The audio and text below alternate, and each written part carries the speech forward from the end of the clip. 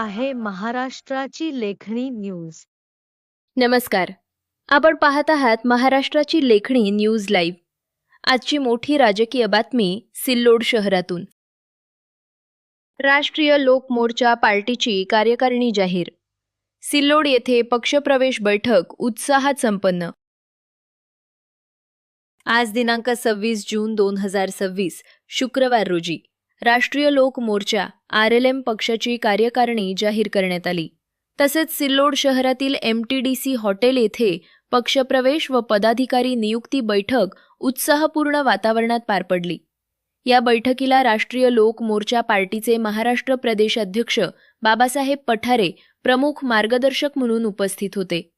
त्यांच्या हस्ते नव्यानं नियुक्त करण्यात आलेल्या पदाधिकाऱ्यांना अधिकृत नियुक्तीपत्र व लेटर पॅड प्रदान करण्यात आले आणि पक्ष संघटना अधिक मजबूत करण्याचं आवाहन करण्यात आले.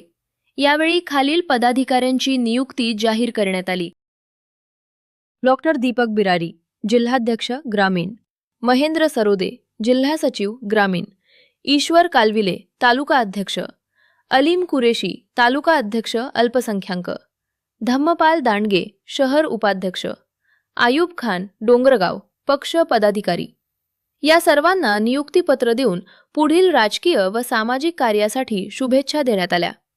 यावेळी सामाजिक कार्यकर्ते राजू रोजेकर यांच्यासह पक्षाचे अनेक पदाधिकारी, कार्यकर्ते व मित्रपरिवार मोठ्या संख्येनं उपस्थित होते. बैठकीत पक्ष संघटना गावागावात मजबूत करण्याचा निर्धार व्यक्त करण्यात आला. सर्व नवनियुक्त पदाधिकाऱ्यांचं हार्दिक अभिनंदन व पुढील कार्यासाठी शुभेच्छा.